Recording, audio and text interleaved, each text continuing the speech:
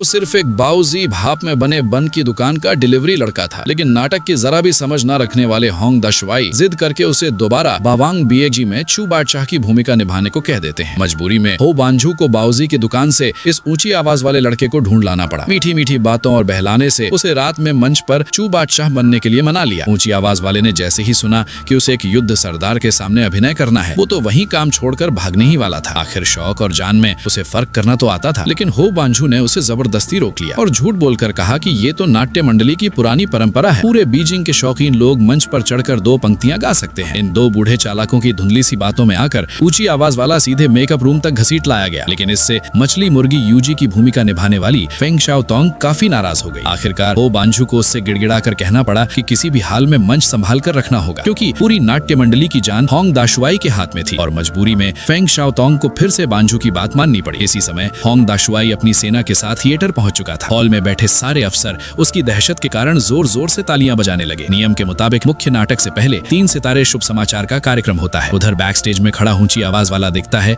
कि एक औरत अचानक उसके कमरे में घुस आती है। असल में वो होंग दाशवाई की छठी बीवी थी। कुछ घंटे पहले वो चू बादशाह का किरदार निभाने वाले जिन शाओतियान की दीवानी हो गई थी। मौका देखकर वो चुपके से थिएटर के गेस्ट रूम में पहुंची और दिल टूटने के बाद नशे में धुत जिन शाओतियान के साथ गलत संबंध बना बैठी। इतना ही नहीं, उसने तय कर लिया कि शो के बाद वो जिन शाओतियान के साथ भाग जाएगी। जब वो अपनी सारी जमा पूंजी लेकर कमरे में आई तो उसने ऊंची आवाज वाले को ही जिन शाओतियान समझ लिया और भावनाओं में बहकर उससे फिर से लिपटने लगी। ऊंची आवाज वाले को लगा कि सामने वाली यूजी है और ये तो मंच पर जाने से पहले रिहर्सल का हिस्सा है। उसे क्या पता था कि असली जिन शाओतियान ऊपर वाले कमरे में बेहोश पड़ा था। बाहर से हो बांझू की आवाज आई जो ऊंची आवाज वाले को मंच पर बुला रहा था। तभी छठी बीवी उससे अलग हुई और बोली कि शो खत्म होते ही दोनों तुरंत भाग चलेंगे। जब नाट्य मंडली का संगीतकार ऊंची आवाज वाले को खींच कर ले गया, तब जाकर वो पूरी तरह होश में आया। अभी वो ये समझ ही नहीं पाया था कि यूजी अचानक कहाँ गायब हो गई, कि असली यूजी को हो बांझू घसीट कर ले आया। बांझू को डर था कि मंच पर जाकर दोनों की तालमेल नहीं बैठेगी, इसलिए उसने संगीतकार को कहा कि पहले साथ में थोड़ी रिहर्सल करा लो। लेकिन ऊंची आवाज वाले ने जैसे ही मुंह खोला, यूजी लगभग बेहोश हो गई। बाऊजी की बदबू सहते हुए उसने किसी तरह एक चक्कर रिहर्सल किया, पर आखिरी पंक्ति में ऊंची आवाज वाले ने बीजिंग ओपेरा को तांग शैन लोकगीत बना दिया। उधर मंच पर चू बादशाह के न आने से होंग दाशवाई भड़क उठा। उसने तलवार निकालकर मंच पर खड़े कलाकारों को भगा दिया। हालात देख हो बांझू को यूजी को आगे भेजकर प्रस्तावना गंवानी पड़ी, लेकिन फेंग शाओतोंग